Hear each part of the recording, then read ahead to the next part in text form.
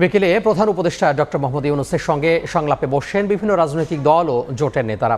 এই মুহূর্তে যমুনার সামনে আছেন রিপোর্টার ফারুক ভূঁইয়া রবিন। আমরা সরাসরি যুক্ত হব তার সঙ্গে।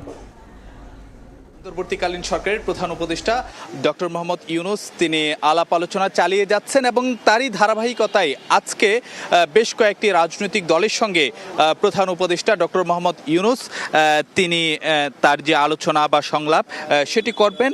এবং এখন শুরুতে বিকেল ৩টায় খেলাফত মজলিসের প্রতিনিধি দলের সঙ্গে প্রধান উপদেষ্টা ডক্টর মোহাম্মদ ইউনূসের সংলাপ হওয়ার কথা রয়েছে। এবং যমুনায় কিন্তু আমরা প্রবেশ করতে দেখেছি অল্প কিছুক্ষণ আগে এই প্রতিনিধি দলের সদস্যরা এসেছেন এবং এখন কিন্তু খেলাফত মজলিসের যে 5 সদস্যের প্রতিনিধি দলটির আমির মাওলানা আব্দুল বাসিত আজাদের নেতৃত্বে দলটির 5 সদস্যের একটি যে প্রতিনিধি দল তারা এরই মধ্যে যমুনায় প্রবেশ করেছেন।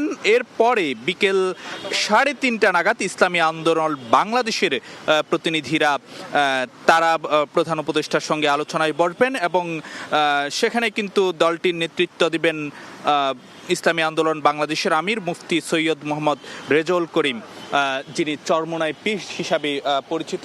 এবং এর বাইরেও কিন্তু যে আরও বেশ কয়েকটি রাজনৈতিক দল আজকে প্রধান উপদেষ্টার সঙ্গে আলোচনা হওয়ার কথা রয়েছে।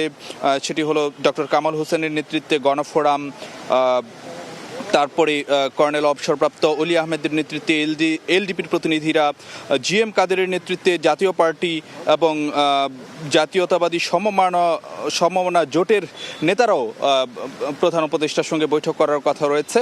এবং সেখানে এনপিপির চেয়ারম্যান ফরিদুজ্জামান ফরহাদ নেতৃত্ব দিতে পারেন সেই প্রতিনিধি দলের, এমনটাই কিন্তু জানা যাচ্ছে। তাছাড়া 12 দলীয় জোটের নেতারাও প্রধান উপদেষ্টার সঙ্গে আজকে বৈঠক করবেন, এমনটাই কিন্তু জানা যাচ্ছে। তাছাড়া বাংলাদেশ জাসদও প্রধান উপদেষ্টার সঙ্গে আজকে বৈঠক করতে পারেন বলেই কিন্তু যে জানা যাচ্ছে। একটি বিষয় যদি আপনি আমাদেরকে জানাতে চাই যে খেলাফত মজলিসের যে প্রতিনিধি দল এর মধ্যে যমুনায় প্রবেশ করেছে, তারা আসলে যমুনা আসার পর আমাদের গণমাধ্যমের সঙ্গে কথা হয়েছিল, তো তখন তারা বলেছেন যে তারা বেশ কিছু বিষয়াশয় তারা সংস্কার প্রস্তাব তারা তুলে ধরবেন এবং সেই সংস্কার প্রস্তাবের জন্য যতটুকু সময় প্রয়োজন ততটুকু সময় নিয়ে এই সরকার যেন দ্রুততম সময়ের মধ্যে নির্বাচন দেয় সেই দাবি তারা জানাবেন। তবে সংস্কারের জন্য যতটুকু সময় সরকারের প্রয়োজন ততটুকু সময় সরকারকে দিতে তারা রাজি, এমনটি জানিয়েছেন খেলাফত মজলিসের নেতারা। তো এই ছিল আমার কাছে সবচেয়ে খবরাখবর।